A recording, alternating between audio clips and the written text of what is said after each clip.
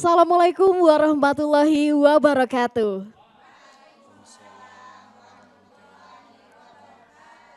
Hamdan wa syukran lillah, alhamdulillahirabbil alamin. Assalatu wassalamu ala asrofil anbiya wal mursalin, Sayyidina wa maulana Muhammadin wa ala alihi wa sahbihi ajmain. Amma ba'du. Pemirsa TVRI di rumah dimanapun Anda berada, kembali lagi dalam program kesayangan kita, Cahaya Kolbu.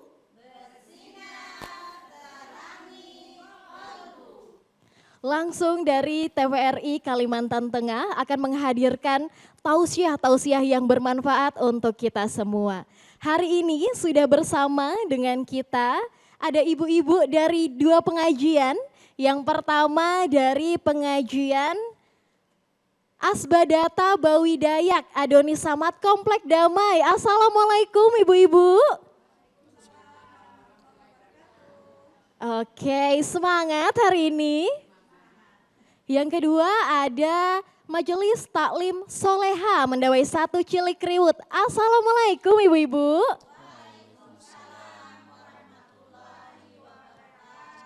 Apa kabar ibu-ibu?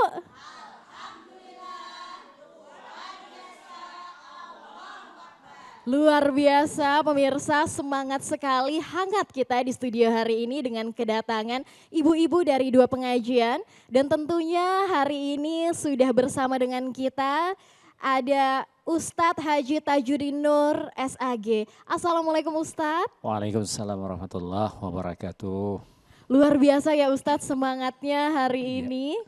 Kita akan membahas terkait dengan ciri-ciri orang celaka menurut Rasulullah. Masya Allah Ustadz, mendengar tema ini ciri-ciri orang celaka. Ulan penasaran sebenarnya bagaimana sih sebenarnya ciri-ciri orang yang celaka menurut Rasulullah. Mungkin langsung saja Pak Ustadz silahkan untuk tausiahnya. Bismillahirrahmanirrahim. Assalamualaikum warahmatullahi wabarakatuh.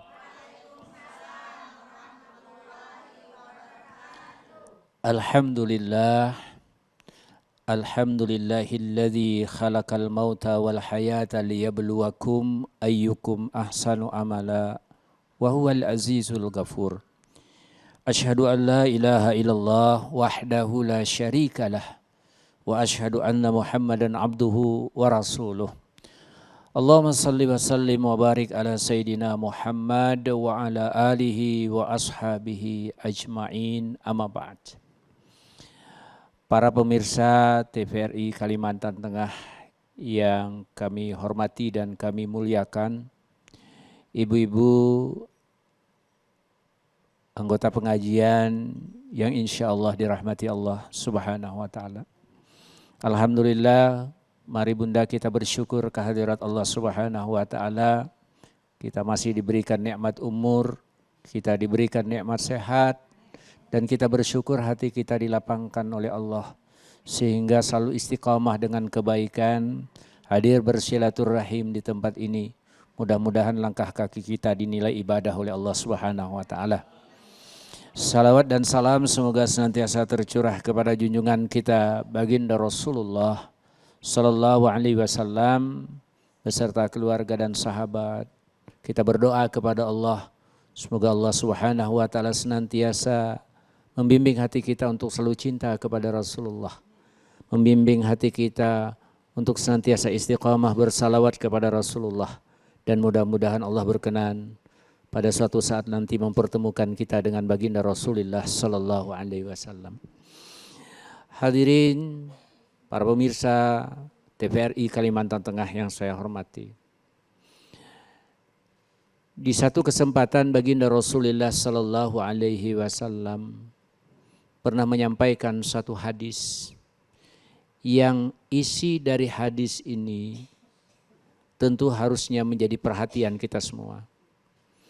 Isi hadis ini beliau menyampaikan beberapa tanda-tanda orang yang bakal celaka. Tentu kita semua bunda selalu berdoa dan berharap kehadirat Allah Subhanahu wa ta'ala. Semoga Allah berkenan untuk menghindarkan kita dari kecelakaan hidup di dunia. Dan Allah hindarkan kita untuk mendapatkan kecelakaan hidup sampai nanti di negeri akhirat. Wabil khusus kita berdoa kepada Allah, wa qina azabannar. Kita minta nanti di yaumil akhir dijauhkan Allah dari laknat Allah, dijauhkan dari azab dan siksanya neraka. Maka oleh karena itu pada pertemuan kali ini Bunda, ulun kembali akan mencoba menyampaikan hadis ini yang mudah-mudahan bisa jadi ilmu yang manfaat buat kita, yang mudah-mudahan bisa menjadi sebuah hal yang bisa mengingatkan kita kembali bagaimana seharusnya dalam kehidupan ini kita bersikap sehingga kita ini terhindar dari golongan-golongan orang-orang yang akan mendapatkan kecelakaan. Rasulullah Shallallahu Alaihi Wasallam mengatakan alamatus sakawati arba'ah, kata Rasulullah. Alamat orang celaka itu, kata Rasulullah, 4 macam. Jadi ada 4 hal yang jikalau 4 hal ini ada pada diri kita Bunda, maka kata Rasulullah kita termasuk orang yang bakal celaka. Yang pertama kata Rasulullah Sallallahu Alaihi Wasallam, alamat orang yang celaka itu nisyanu dzunubil madiyati wa hiya indallahi mahfuzatun. Yang pertama kata Rasulullah, alamat orang celaka itu adalah orang yang suka melupakan maksiatnya. Orang yang suka melupakan dosanya. Atau bahasa yang lain, orang yang suka meremehkan dan menggampang-gampangkan urusan dunia, urusan dosanya. Wahya indallahi mahfuzatun, padahal dosa itu sudah tercatat di sisi Allah Subhanahu wa taala. Ini nomor 1. Yang nomor 2 kata Rasulullah, alamat orang celaka itu wazikrul hasanatil madiyah la yadri aku bilat amruddat. Yang kedua, orang yang suka menceritakan kebaikannya. Jadi orang yang suka menyebut-nyebut kebaikannya. Orang yang suka mengungkit-ngungkit kebaikannya, kata Rasulullah, padahal dia sendiri tidak tahu apakah kebaikan itu sudah diterima atau tidak oleh Allah. Ini yang nomor 2. Yang nomor 3, alamat orang yang celaka itu kata Rasulullah wa nazaruhu ila man fawqahu fid dunya. Dalam urusan-urusan dunia ia selalu memandang ke atas. Ia selalu mengukurnya ke atas, kata Rasulullah. Orang yang begini kata Rasulullah bakalan celaka hidupnya. Dan yang terakhir kata baginda Rasulullah wa nazaruhu ila man dunahu fiddin. Sebaliknya dalam urusan-urusan agama, orang yang celaka itu kata Rasulullah selalu mengambil contoh yang di bawah. Selalu melihat ke bawah, tidak ada motivasinya untuk melihat ke atas kepada orang yang lebih baik dalam urusan agamanya. Inilah 4 hal Bu yang harus menjadi perhatian kita Barataan. Yang harus menjadi perhatian kita. Agar kita ini tidak termasuk orang-orang yang celaka. Karena yang menyampaikan ini langsung Rasulullah. Rasulullah itu yantiqu anil hawa in huwa illa wahyu yuha. Apa yang diucapkan lisan Rasulullah itu adalah sesuatu yang datangnya dari Allah. Jadi kita tidak perlu meragukan Bu ucapan Rasulullah itu. Ujar orang Banjar tuh kada perlu ucap bujur kada. Amun ucapan Rasulullah tuh pasti bujur. Lain ucapan kita. Kalau ucapan kita ini kadang-kadang bujur, kadang-kadang tabalujur. Ampun kita. Tapi kalau Rasulullah yang bicara, Rasulullah yang berucap, kita langgar yang 4 macam ini Bunda, maka kita akan menjadi orang-orang yang rugi, orang-orang yang celaka. Mari kita kaji Bunda. Yang pertama Rasulullah mengatakan, nisyanu dzunubil madiyati wa hiya indallahi mahfuzatun. Alamat orang celaka nomor 1, orang yang suka melupakan maksiatnya. Orang yang suka melupakan perbuatan dosanya. Orang yang meremehkan urusan maksiat. Ini termasuk orang yang celaka kata baginda Rasulullah. Pertanyaannya Bunda, kenapa orang yang suka melupakan dosa itu termasuk orang yang celaka? Jawabannya ada 2. Yang pertama, ketika kita termasuk golongan orang yang melupakan maksiat kita, melupakan dosa kita. Yang pertama, kita tidak akan segan-segan melakukan dosa yang baru. Karena kita remehkan maksiat kita. Kita gampangkan urusan dosa kita. Sehingga kita tidak akan merasa beban melakukan perbuatan maksiat yang baru. Kita merasa diri kita ini bersih. Kita merasa kita tidak pernah melakukan perbuatan dosa. Padahal jujur Bunda Ibu yang dimuliakan Allah, sejak kita bangun tidur sampai tidur lagi, di sela-selanya itu seringkali kita melakukan perbuatan maksiat. Seringkali kita melakukan perbuatan dosa. Bahkan kadang-kadang buai bangun guring, batampungas saja belum lagi orangnya. Membuka kalawang, melihat orang yang lewat, baucap untung sidin. Bah kada bagus lalu bajunya nangintu. Jadi ya kalau sudah menyambati orang, gawian muntungnya. Jadi kita ini seringkali melakukan perbuatan dosa, perbuatan maksiat. Bahkan Imam Al-Ghazali mengatakan, Bunda Ibu yang dimuliakan Allah, kata Imam Al-Ghazali, apa Bunda? Andai kata kita ini mau jujur, satu kali kita melakukan perbuatan maksiat, sekali kita melakukan perbuatan dosa. Contoh, sekali kita memandir orang, ujar Imam Ghazali, ambil batu kerikil di muka rumah kita tuh nah, masuk akan ke dalam rumah kita, ujar sidin buai, belum lagi kita mati, hibak dah rumah kita dengan batu kerikil. Saking seringnya kita melakukan perbuatan maksiat. Maka orang yang celaka itu kata Rasulullah adalah orang yang suka melupakan maksiatnya. Orang yang meremehkan maksiatnya. Sehingga apa bun? Orang itu tidak akan segan-segan melakukan dosa yang baru. Karena merasa dirinya bersih. Nah oleh karena itu Bunda Ibu yang dimuliakan Allah Subhanahu wa ta'ala. Ini termasuk golongan orang yang celaka. Yang kedua, mengapa orang yang melupakan dosa dan maksiat ini termasuk orang yang celaka? Bunda, alasannya apa? Yang kedua, kalau orang itu suka melupakan dosanya, suka melupakan maksiatnya, meremehkan dan menggampangkan urusan dosanya, yang kedua apa akibatnya Bu? Dia tidak mau bertobat dan beristighfar kepada Allah. Karena merasa dirinya bersih, apa yang harus saya bersihkan? Saya tidak pernah berdosa, saya tidak pernah melakukan perbuatan maksiat. Ini akibat orang meremehkan dosanya, orang melupakan dosanya. Maka yang seharusnya kita lakukan dalam kehidupan kita, yakinkan batin kita bahwa di setiap perjalanan hidup kita ini Bunda, seringkali kita melakukan kesalahan. Maka kita datang dalam keadaan bersih, semoga nanti pulang dalam keadaan bersih pula. Kita ini kan Bu lahir dalam keadaan fitrah, mudah-mudahan meninggalnya husnul khatimah. Maka orang yang melupakan dosa termasuk orang yang celaka, maka sebaliknya orang yang hidupnya bahagia apa? Orang yang khawatir dengan maksiatnya, orang yang khawatir dengan dosa-dosanya. Makanya Nabi itu bilang gini Bu, orang yang beriman itu memandang dosanya kata Nabi, ia seperti melihat ada gunung di atas kepalanya. Dia takut luar biasa, khawatir luar biasa. Andai kata aku terlambat bertobat, jangan-jangan nanti besok aku dipanggil oleh Allah. Tapi orang fasik kata Rasulullah, memandang dosanya itu seperti dia melihat lalat di ujung jarinya. Lalat kan Bu kalau di ujung jari ini, cuman ditiup begini juga sudah terbang. Dia gampangkan, dia remehkan. Maka seharusnya kita orang yang beriman ini, orang yang senantiasa selalu khawatir dengan maksiat kita. Bentuk kekhawatiran kita apa Ibu? Menyegerakan untuk bertobat dan beristighfar kepada Allah Subhanahu wa ta'ala. Jadi Bunda, Ibu yang dimuliakan Allah, istighfar ini adalah bentuk usaha dan ikhtiar kita untuk membersihkan maksiat di batin kita. Karena Rasulullah SAW mengatakan, likulli da'in dawaun wa dawa'udz dzunubil istighfar.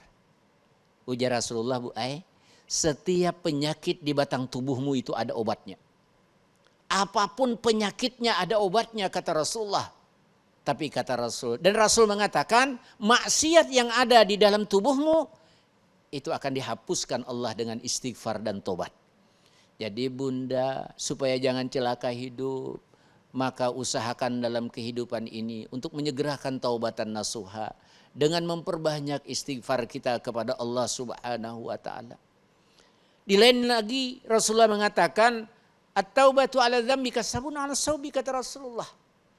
taubatmu terhadap dosamu itu kata Rasulullah seperti sabun membersihkan baju. Jadi kalau baju kita kotor Bu, kita cuci, kita bersihkan dengan sabun, maka yang kotor itu akan hilang. Maka yang kotor itu menjadi bersih. Seperti itulah menggambarkan Rasulullah. Orang yang berdosa, kemudian dia beristighfar kepada Allah, dia memohonkan ampun kepada Allah, maka dosa itu akan dihapuskan Allah, dikikis oleh Allah. Tidak disisahkan Allah di batang tubuhnya. Bahkan dalam hadis yang lain Rasul mengatakan, orang yang bertobat kepada Allah itu ibarat seorang bayi yang lagi menyusu kepada ibunya. Ibu, kalau kita nyusuin bayi itu ya Bu ya, kemudian si bayi mengisap susu ibunya, itulah gambaran orang yang bertobat kepada Allah. Apa kata Rasulullah? Air susu yang sudah dihisap oleh si bayi masuk ke dalam perut bayi, tidak mungkin bisa dimasukkan kembali ke dalam susu ibunya. Seperti itulah fadilah orang yang bertobat. Maka orang yang celaka, orang yang melupakan dosanya, orang yang meremehkan dosanya, orang yang tidak mau beristighfar, tidak mau bertobat kepada Allah. Maka kita usahakan, kita tidak termasuk golongan ini. Kita termasuk orang yang khawatir dengan dosa kita, khawatir dengan maksiat kita. Bentuk kekhawatiran kita apa? Kita tidak mengulangi perbuatan yang sama. Kemudian kita berusaha untuk melakukan perbuatan-perbuatan baik di sisa umur kita. Itu yang pertama. Alamat orang celaka yang nomor 2 Bunda, kata baginda Rasulullah sallallahu alaihi wasallam, wa zikrul hasanatil madiyati wala yadri aku bilat amruddat. Orang yang celaka nomor 2 kata Rasulullah, orang yang ketika hidupnya suka menceritakan kebaikannya, suka mengungkit-ngungkit kebaikannya, padahal kebaikannya itu belum tentu diterima oleh Allah Subhanahu wa taala. Jadi Bunda, mohon maaf, Rasulullah mengajarkan nih kepada kita agar di setiap ibadah yang kita lakukan itu hendaknya semata-mata kita sandarkan kepada Allah. Janganlah ibadah itu disandarkan pada pujian makhluk, supaya dipuji orang, supaya disanjung orang, supaya dihargai orang. Ibu, al-ikhlasu ra'isul ibadah. Ikhlas itu pemimpin ibadah. Al-ikhlas ruhul ibadah. Ikhlas itu ruhnya ibadah. Jadi kalau kita melakukan satu ibadah tapi tidak kita niatkan karena Allah, kita hanya mengharapkan pujian manusia. Apa kata Rasulullah? Maka ibadahmu bangkai yang tidak bermanfaat nanti di hadapan Allah. Jadi kalau boleh ulun contohkanlah Bunda, mohon maaf. Posisi ikhlas itu di batang tubuh kita ini kepala. Jadi kita ini mohon maaf, biar kada beisi tangan, biar kada beisi batis, amun masih beisi kepala, masih ada manfaat batang tubuh kita. Tapi biar ada tangannya, ada batisnya, mun kada ada kepalanya, maka tidak akan ada manfaat batang tubuh kita. Jadi misalnya gini, kita melaksanakan ibadah salat kita. Takbirnya bujur, rukuknya bujur, sujudnya bujur, tahiyatnya bujur, tapi niat menggawinya salah, maka semuanya jadi tidak manfaat di hadapan Allah. Maka oleh karena itu ikhlas ini penting Bunda Ibu yang dimuliakan Allah, ditanamkan di dalam diri kita. Maka celaka kata Rasulullah tadi orang yang melakukan satu ibadah, tetapi ibadah itu hanya berharap pada pujian makhluk, pada sanjungan makhluk. Ibu, ada dalam satu riwayat Rasulullah Shallallahu Alaihi Wasallam bercerita nanti di pengadilan Allah ada 3 orang yang menghadap Allah, dipanggil oleh Allah Subhanahu Wa Taala, kemudian ditanya oleh Allah masing-masing yang bersangkutan. Yang pertama yang ditanya oleh Allah, kata Allah, wahai hambaku, kau datang ke sini, amal apa yang kau ingin andalkan agar engkau mendapatkan kebaikan dari aku? Lalu orang ini cerita, apa katanya? Ya Allah, saya ketika hidup adalah seorang yang suka bersedekah. Saya ketika hidup orang yang suka berbagi. Saya ketika hidup orang yang suka berzakat. Semua saya lakukan hanya mengharapkan keridhaan-Mu ya Allah. Apa kata Allah? Wahai hambaku, engkau pendusta. Engkau melakukan itu bukan karena aku. Kau berzakat supaya dipuji tetanggamu. Kau bersedekah supaya disanjung oleh temanmu. Kau melakukan itu bukan karena aku. Akhirnya orang ini dimasukkan ke dalam neraka. Yang kedua Bunda Ibu yang dimuliakan Allah, dipanggil Allah adalah orang yang mati syahid. Orang yang berjuang, berperang membela agama. Lalu ditanya dengan pertanyaan yang sama, wahai hambaku, kau ingin mendapatkan kebaikan dari aku, amal ibadah apa yang engkau ingin sampaikan kepadaku? Ya Rabb, dulu ketika aku hidup, aku berjihad, aku berperang membela agama, sampai aku meninggal dunia, kulakukan hanya mengharapkan keridhaan-Mu. Kata Allah, kau pembohong. Engkau berperang supaya kau dibilang orang pahlawan. Kau berperang bukan karena ingin membela agama, tapi kau ingin disanjung manusia. Maka orang ini pun dimasukkan ke dalam neraka. Yang ketiga yang dihadirkan Allah nanti ibu adalah seorang ulama. Ditanya juga nih ulama, wahai hambaku, kau datang ke sini ingin mendapatkan kebaikanku. Apa ibadah yang ingin kau sampaikan kepadaku? Ulama ini bilang, waktu hidup aku nuntut ilmu. Setelah aku dapatkan ilmu, ku sebarkan ilmu itu di majelis-majelis ilmu. Aku mengisi pengajian di mana-mana. Apa kata Allah? Apa kata si hamba ini? Semua itu ya Allah kulakukan hanya mengharapkan keridhaan-Mu. Apa kata Allah? Kau pembohong. Engkau mengisi majelis karena kau ingin dipanggil kiai. Engkau mengisi majelis karena kau ingin dipanggil ustadz. Kau ingin disanjung oleh manusia. Kau melakukan itu bukan karena aku. Maka ulama ini pun dimasukkan ke dalam neraka. Apa artinya bunda ibu yang dimuliakan Allah? Allah akan memberikan penghargaan bagi setiap ibadah yang kita lakukan. Asal dengan catatan ibadah itu kita sandarkan hanya kepada Allah. Nah oleh karena itu hati-hati bunda. Ciri orang celaka yang nomor 2. Ciri orang yang tidak akan dibahagiakan Allah nomor 2 adalah orang yang ketika hidupnya melakukan satu kebaikan, tetapi kebaikan itu disandarkan bukan karena Allah. Kebaikan itu dia lakukan semata-mata karena ingin dipuji oleh manusia, karena ingin disanjung oleh manusia. Jadi hati-hati bunda ibu yang dimuliakan Allah. Beribadah itu bagus, tetapi menjaga ibadah itu murni karena Allah itu lebih penting bunda. Dan kita tidak perlu khawatir bunda, karena setiap ibadah yang kita lakukan karena Allah, pasti dunia akhirat kita bakal diberkahi oleh Allah. Kalau bahasa ulun sederhana, kalau kita menanam pohon pisang pasti rumputnya tumbuh, tapi tanam tuh rumput, pisang tidak bakalan tumbuh. Kalau kita menanam pohon rambutan pasti rumputnya tumbuh, tapi itu tanam rumput, rambutan tidak akan pernah tumbuh. Apa artinya bu? Selama kebaikan itu kita lakukan niatnya karena Allah, maka insya Allah dunia akhirat kita akan diberkahi Allah. Yang ketiga tadi dikatakan Rasulullah, orang yang celaka kata Rasulullah, orang yang dalam urusan dunia selalu melihatnya ke atas. Sehingga apa? Sehingga menghilangkan rasa syukurnya kepada Allah subhanahu wa ta'ala. Kemudian yang keempat, orang yang celaka kata Rasulullah tadi adalah dalam urusan agama, dia selalu melihatnya ke bawah sehingga tidak ada motivasi untuk menambah-nambah ibadahnya. Baik bunda, barangkali inilah pengantar kita hari ini yang berisi tentang tanda-tanda orang yang celaka. Dan mudah-mudahan ini menjadi pembelajaran yang baik buat kita semua, sehingga kita mampu menghindarkan dari 4 hal ini, sehingga pada gilirannya nanti Allah hindarkan kita dari golongan orang-orang yang celaka. Amin, Allahumma amin. Masya Allah luar biasa. Terima kasih Ustadz atas tausiahnya. Jangan sampai kita menjadi orang-orang celaka menurut Rasulullah. Dan semoga kita dihindarkan dari api neraka. Tadi dari tausiah Ustadz bisa kita tarik 4 hal ya Ustadz. Yang pertama, suka melupakan bahwa kita itu berdosa. Lalu yang kedua, kita sangat suka menceritakan kebaikan kita kepada orang lain. Dan yang ketiga, yaitu kita selalu melihat ke atas sehingga kita tidak bersyukur. Dan yang keempat, selalu melihat ke bawah dalam urusan agama.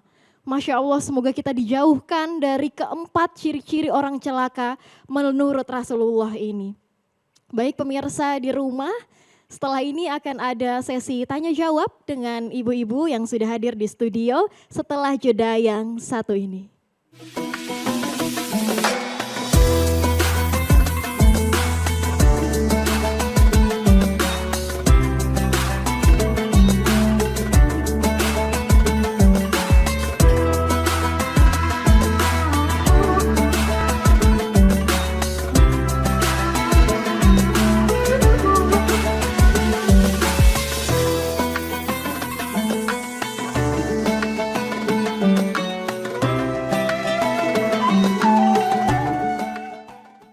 Baik pemirsa di rumah dimanapun Anda berada, kembali lagi dalam program kesayangan kita, Cahaya Kolbu. Apa kabar ibu-ibu?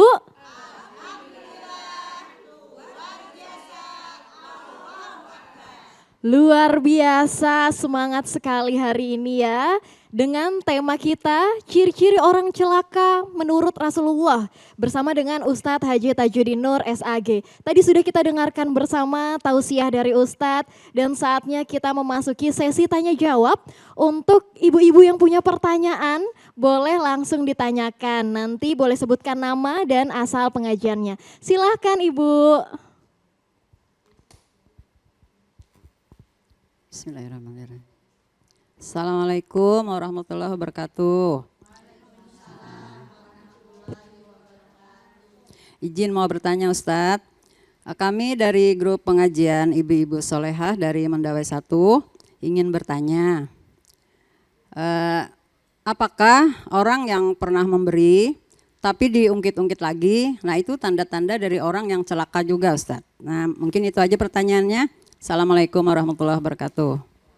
Waalaikumsalam warahmatullahi wabarakatuh. Pertanyaan yang bagus sekali. Boleh langsung dijawab Ustadz? Silakan. Terima kasih Bunda. Pertanyaan Bunda bagus. Apakah orang yang sudah memberi, kemudian dia mengungkit kembali pemberiannya itu termasuk golongan orang-orang yang celaka? Kalau kita merujuk kepada hadis baginda Rasulullah Sallallahu Alaihi Wasallam tadi, itu termasuk di antara orang-orang yang celaka kata Rasulullah. Karena ketika dia mengungkit kebaikannya, berarti ada satu keinginan di dalam batinnya supaya dihargai, supaya dia disanjung, supaya dia dipuji. Maka ketika dia mengungkit itu, harapannya kan seperti itu. Harapannya apa yang sudah dia berikan itu dihargai. Apa yang diberikan itu membuat dia disanjung. Dan hal yang seperti itu adalah sesuatu yang tidak boleh dilakukan ketika kita melakukan kebaikan. Jadi ketika kita melakukan kebaikan itu sandarannya hanya kepada Allah. Jadi kita tidak perlu sedikit pun minta dihargai, minta dipuji, minta disanjung kepada makhluk. Karena memang pada dasarnya Bunda gini, ketika melakukan satu ibadah kita mengharapkan pujian makhluk itu sering terjadi yang muncul justru sakit hati. Karena makhluk ini kadang-kadang kalau bahasa orang zaman dulu air susu dibalas air tuba. Tidak selama kebaikan-kebaikan yang kita berikan kepada orang lain itu dihargai orang. Dan ketika kita melakukan kebaikan kemudian minta dihargai dari orang, maka kita mengalami kerugian dua hal Bunda. Kerugian pertama, kebaikan kita tidak diridai Allah. Itu kan Bu yang pertama. Kerugian yang kedua, kebaikan kita tidak dihargai manusia. Jadi alangkah ruginya ketika melakukan satu kebaikan tapi masih ada keinginan untuk minta dipuji. Orang yang mengungkit-ungkit itu kan salah satu keinginan di dalam batinnya supaya dia dihargai, supaya dia dipuji. Maka jangan sampai hal yang seperti itu kita lakukan pada saat kita melakukan kebaikan pada orang lain. Karena mohon maaf Bunda, kalau kita melakukan kebaikan, kemudian kita selipkan keinginan untuk dipuji dan disanjung, maka sekali lagi itu terkadang justru akan menyebabkan sakitnya hati kita. Contoh sederhana gini Bu.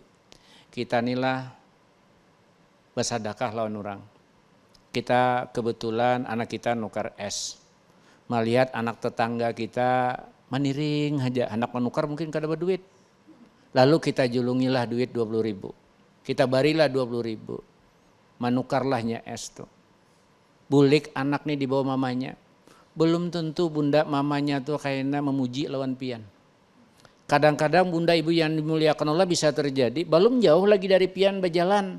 Tatamunya dua kawannya, baucapnya dua kawannya ini baucap. Banyaknya kambah duit 20.000 memberi aku jarnya. Bisa terjadi Bunda seperti itu, akhirnya apa? Yang muncul kan sakit hati kita. Bisa saja nanti lisan kita berucap, menyesal kamu aku tadi menjulungi, jaka aku tahu kada aku julungi. Kan dua kali rugi Bu. ibadah kita tidak bernilai, kemudian pujian makhluk kita tidak dapat. Lebih baik kita sandarkan kepada Allah. Karena ketika sandaran kebaikan itu hanya kepada Allah, tidak ada satu ibadah pun yang tidak akan dibalas dengan kebaikan oleh Allah. Jadi ini pertanyaannya bagus Bunda, karena memang ujian untuk ikhlas itu luar biasa. Luar biasa Bu. Kadang-kadang kita di awal ikhlas, perjalanan berikutnya itu yang kadang-kadang bisa menghilangkan keikhlasan. Waktu menjulungi ikhlas benar buai. Imbahnya tuh nah berjalan setelah itu yang kadang-kadang bisa memunculkan sifat yang ingin dipuji sehingga menggugurkan keikhlasan. Jadi hati-hati Bunda, yang penting yang harus pian ingat, yang bisa membuat maslahat dan mudarat kepada kita hanya Allah. Yang bisa betul-betul memberikan kebaikan untuk kita hanya Allah. Kalau kita sadar di situ, maka kita akan sandarkan ibadah kita hanya kepada Allah. Saya kira itu jawaban Bunda ya. Ya. Terima kasih Ustadz, seru sekali. Bagaimana jika terbersit Ustadz? Wah, saya ingin dipuji.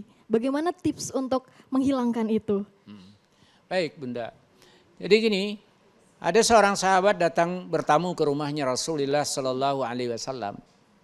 Ketika pulang diberikan nasihatlah orang ini oleh baginda Rasulullah. Nah hebatnya Rasulullah. Kita ini Bunda tidak bisa bersedekah dengan harta, tidak bisa bersedekah dengan tenaga. Minimal kita bisa bersedekah dengan nasihat.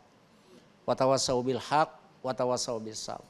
Artinya tidak ada peluang tertutup untuk sedekah itu.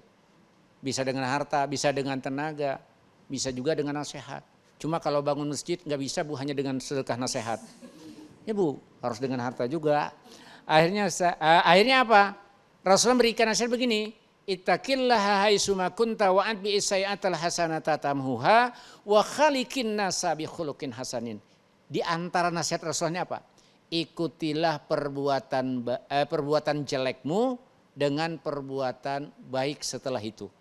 Artinya apa? Ketika kita melakukan sebuah hal yang salah, maka rubahlah kesalahan itu dengan kebaikan. Ketika tersirat di dalam batin, ada keinginan untuk dipuji, disanjung oleh manusia, maka rubahlah itu. Bersihkanlah itu. Pembersihnya apa Ibu? Segera kita beristighfar kepada Allah. Segera kita memohon ampun kepada Allah. Jadi kita merubah dari yang tidak baik, secepatnya kita rubah menjadi yang baik. Itu salah satu ciri orang yang bertobat kepada Allah Subhanahu wa taala. Jadi jangan ya pula. Jadi maksud untuk yang asalnya kada baik lalu kita rubah dengan kebaikan. Yang asalnya dulu misalnya mohon maaf ya Bu, sebelum ini kita suka menggibah orang. Bagaimana cara merubahnya? Maka rubahlah sekarang dengan suka mendoakan orang, dengan suka menasihati orang. Jangan sebaliknya, bahari ketujuh benar memandir orang, wah ini ketujuh benar mengaramputi orang. Sama aja nih tuh belum betubat lagi nih toh. Jadi harus dirubah seperti tadi dikatakan. Kalau tersirat bagaimana? Ini sesuatu yang tidak baik. Bagaimana merubahnya? Dengan istighfar. Disegerakan bertobat kepada Allah Subhanahu wa taala. Allah itu sayang Bu sama kita. Innallaha yuhibbut tawwabina wa yuhibbul mutatahhirin. Aku senang kepada kata Allah kepada orang-orang yang mau bertobat, kepada orang-orang yang mau mensucikan dirinya. Karena kita sebagai manusia kadang-kadang ada masa-masa tertentu kita salahnya. Jadi segerakan kita bertobat dan beristighfar. Luar biasa. Terima kasih Ustadz atas jawabannya. Semoga kita selalu bisa mengamalkan istighfar dimanapun dan kapanpun. Siap. Amin ya Rabbal Alamin. Ibu-ibu masih ada yang mau bertanya? Silahkan. Oke, boleh. Silakan Ibu terlebih dahulu. Terima kasih Mbak MC yang cantik sudah memberikan waktu saya untuk bertanya. Izin Pak Ustadz mau bertanya. Assalamualaikum warahmatullahi wabarakatuh. Waalaikumsalam. Perkenalkan nama saya Rahmawati, saya dari Asbadata Bawi Dayak Provinsi Kalimantan Tengah. Pengen bertanya sedikit kepada Pak Ustadz nih, apa sih resep bahagia ala Rasulullah? Mungkin itu aja Pak Ustadz. Wassalamualaikum warahmatullahi wabarakatuh. Waalaikumsalam warahmatullahi wabarakatuh. Oke, tadi kita membahas terkait ciri-ciri orang celaka. Tapi bagaimana Ustadz kalau kita ingin menjadi orang yang bahagia? Silakan Ustadz. Bagus. Pertanyaannya baik Ibu. Berarti kita berusaha untuk menjaga diri kita jangan celaka dan berusaha menjadikan diri kita menjadi golongan orang-orang yang selamat, bahagia, sesuai dengan doa yang selalu kita panjatkan kepada Allah. Uqbah bin Amir itu pernah datang kepada Rasulullah. Kemudian persis pertanyaan Uqbah ini seperti pertanyaan Bunda tadi. Ya Rasulullah, apa resep supaya hidup saya bahagia? Bagaimana resep ya Rasulullah supaya hidup saya selamat dunia, selamat di akhirat? Ini kan keinginan banyak orang, keinginan kita semua. Fid dunya hasanah wa fil akhirati hasanah. Kita ingin bahagia dunia, bahagia di akhirat. Maka Bunda, jawaban Rasulullah Sallallahu Alaihi Wasallam kepada Uqbah bin Amir, minimal kau usahakan 3 hal dalam hidupmu. Kau akan bahagia kata Rasulullah asal kau punya 3 hal dalam hidup. Ini disampaikan Rasulullah, tentu tujuannya bukan hanya kepada Uqbah, tapi tentu tujuannya juga kepada kita semua, termasuk kepada bunda-bunda yang hadir di pengajian ini. Yang pertama kata Rasulullah, resepnya yang pertama kata Rasulullah, kalau kau ingin bahagia hidupmu, yang pertama amlik alaika lisanaka. Yang pertama, pintar-pintarlah kau jaga lisan. Pintar-pintarlah kau jaga mulut. Apa yang dijaga dari mulut kita? Yang pertama kita jaga ucapan kita. Yang kedua yang kita jaga adalah makanan kita. Nah ini resepnya Rasulullah.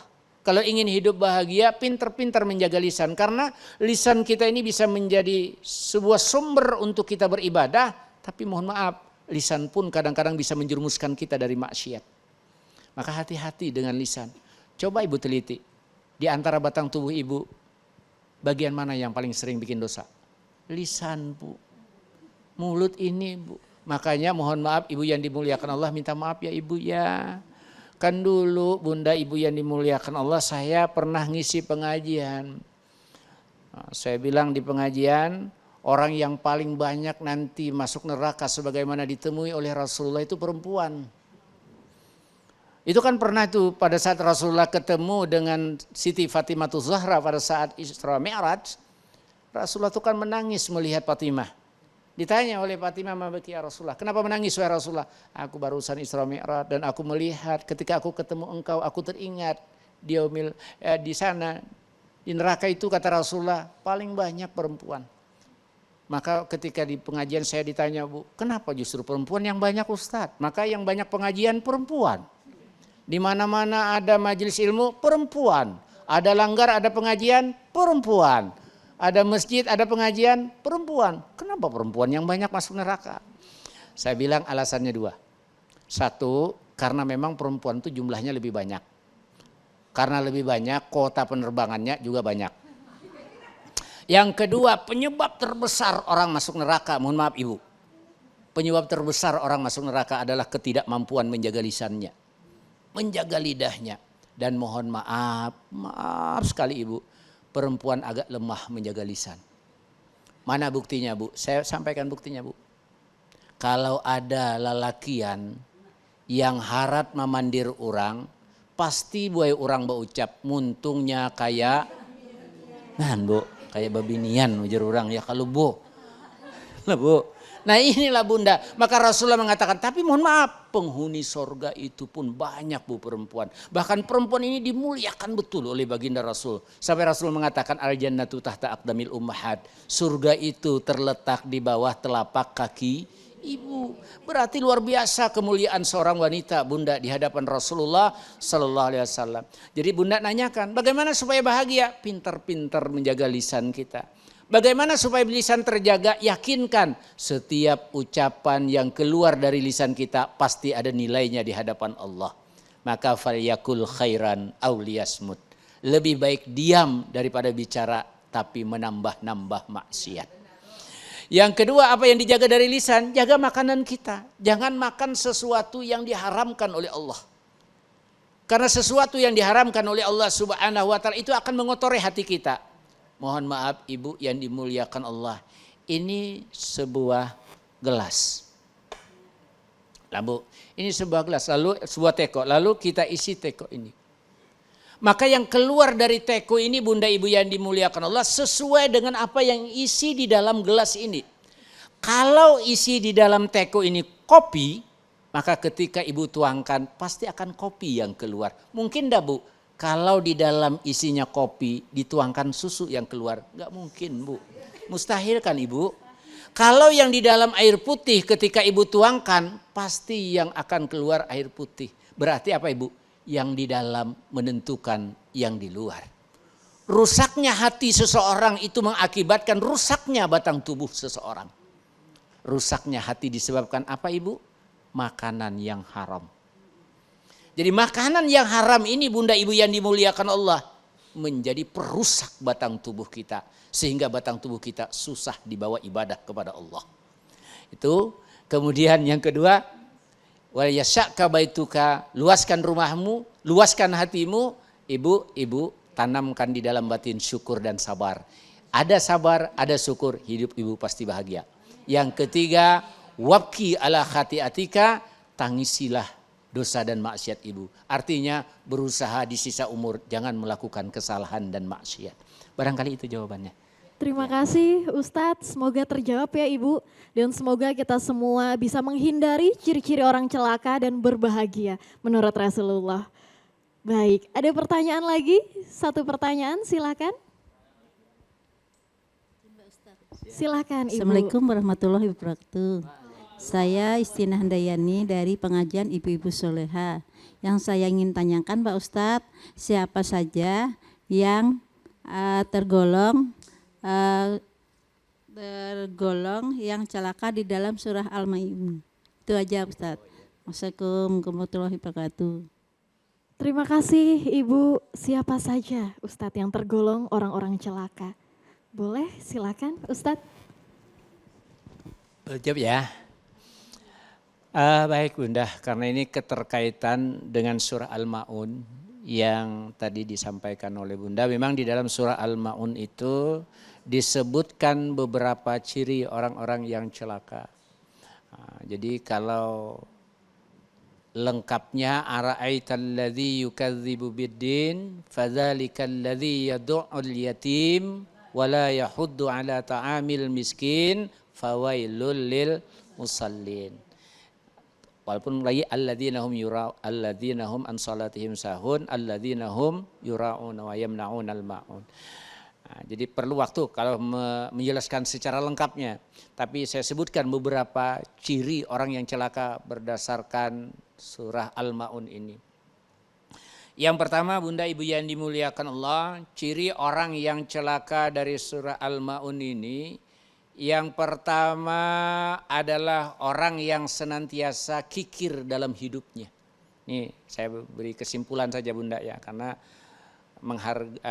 kalau di dalam ayat itu mereka yang celaka itu adalah orang yang menghardik anak yatim, tidak memberi makan kepada fakir miskin. Intinya kan yang pertama, orang yang kikir. Jadi orang yang kikir ini Bunda Ibu yang dimuliakan Allah termasuk orang yang celaka berdasarkan keterangan di dalam surah Al-Ma'un. Makanya di dalam satu hadis Rasulullah mengatakan, Bunda Ibu yang dimuliakan Allah, al-bakhil ba'idun minallah. Orang bakhil itu jauh dari Allah. Al-bakhil ba'idun minan nas. Orang bakhil itu tidak akan pernah dimuliakan manusia. Al-bakhil kata baginda Rasulullah, karibum minan nar. Orang yang bakhil itu dekat dengan neraka. Al-bakhil karib ba'idum minal jannah. Orang yang bakhil itu jauh dari surga. Jadi kalau kita mengambil pelajaran dari kandungan surah Al-Ma'un ini, maka seyogianya di dalam hidup ini Bunda Ibu yang dimuliakan Allah, kita hendaknya membiasakan menjadi orang yang manfaat bagi orang lain. Kenapa saya katakan manfaat? Karena Bunda Ibu yang dimuliakan Allah, kalau kita bicara tentang sedekah, sedekah itu kan tidak mesti selalu dengan harta. Tidak mesti Bunda. Sedekah itu bisa dengan doa, sedekah itu bisa dengan nasihat. Jadi jangan membatasi bahwa sedekah itu hanya bisa dilakukan dengan harta. Jadi oleh karena itu Bunda Ibu yang dimuliakan Allah, supaya dihindarkan kita dari golongan orang yang celaka ini, maka jadikan diri kita ini menjadi manfaat. Apapun yang kita punya jadikan manfaat, tentu sebatas kemampuan yang kita miliki. Sebatas kemampuan yang kita punya. Dan ingat, Rasulullah kan pernah mengatakan bahwa orang yang bersedekah itu tidak akan membuat dia miskin. Tidak ada cerita orang yang sedekah itu kemudian hidupnya melarat. Tidak ada orang yang berzakat tiba-tiba usahanya bangkrut. Karena ini sumpahnya Rasulullah. Bahwa sedekahmu tidak akan pernah mengurangi hartamu, kata Rasulullah. Nah, bahkan di dalam hadis yang lain Rasulullah mengatakan, ini contoh saja Bu, segelas air yang disedekahkan. Ini sedekah air ini Bu. Sampai-sampai Rasulullah mengatakan, apabila engkau bersedekah, kata Rasulullah, maka sedekah yang kau beri itu belum dimanfaatkan orang lain, maka sedekah itu akan bersumpah 5 kalimat di hadapan Allah. Ini Bu, ini banyu ini belum ulun minum, tapi sudah diniatkan tadi untuk sedekah. Maka demi Allah Rasulullah berucap, air ini bersumpah 5 kalimat di hadapan Allah. Di antaranya apa Bu? Air ini bersumpah apa?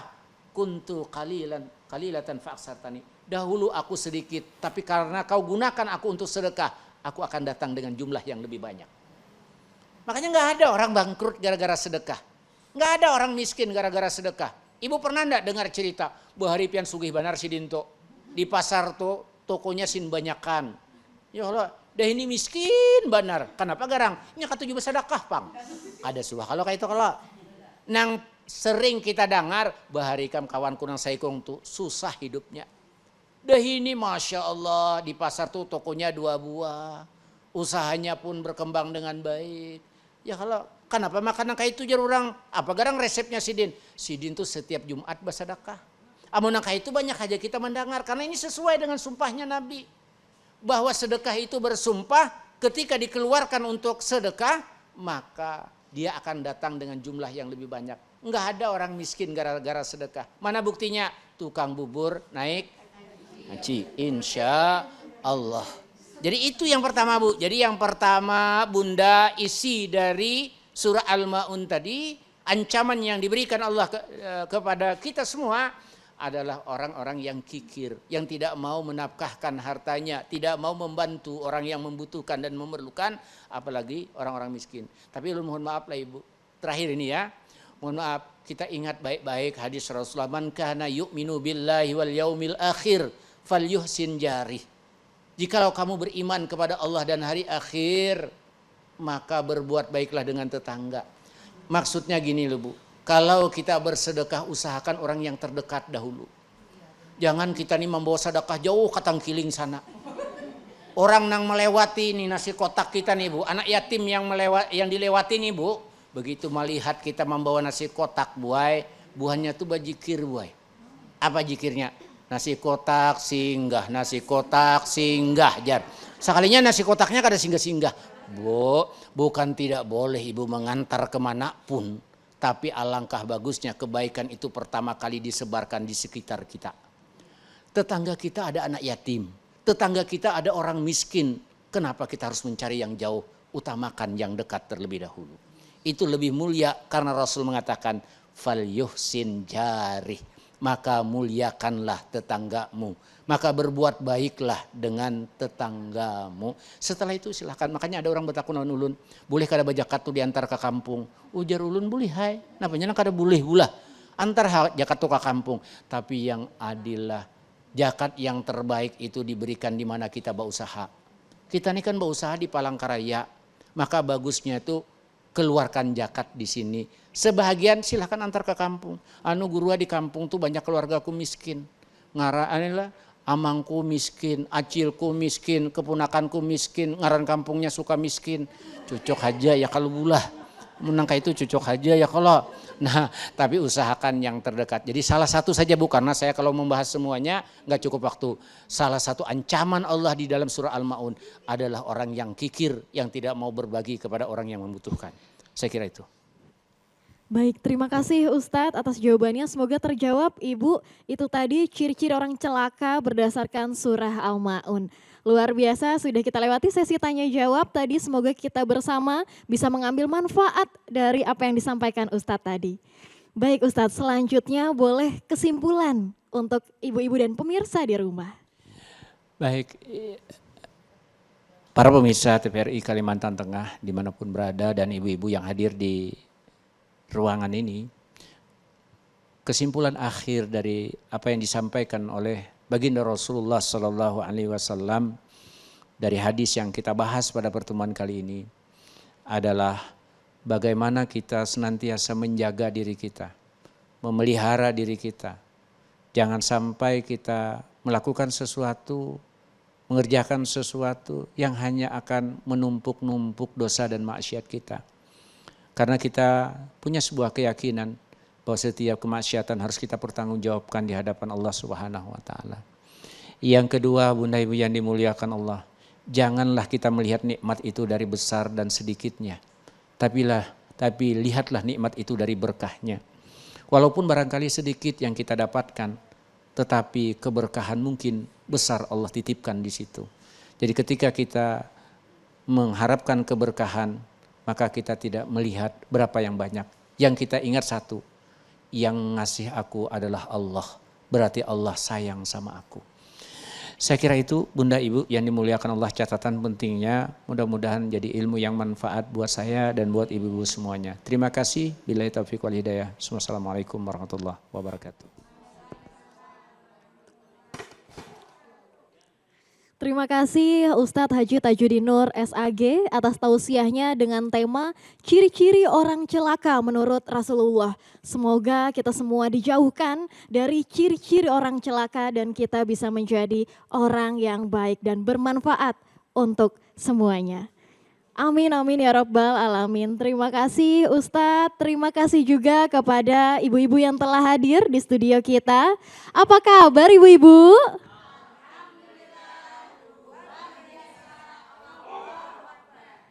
Tetap di program kesayangan kita, Cahaya Kolbu. Luar biasa, pemirsa di rumah dimanapun Anda berada, tidak terasa sudah 1 jam kebersamaan kita. Sampai jumpa di Cahaya Kolbu selanjutnya. Saya Rahmalia Ulan mewakili seluruh kru yang bertugas pamit undur diri. Wassalamualaikum warahmatullahi wabarakatuh.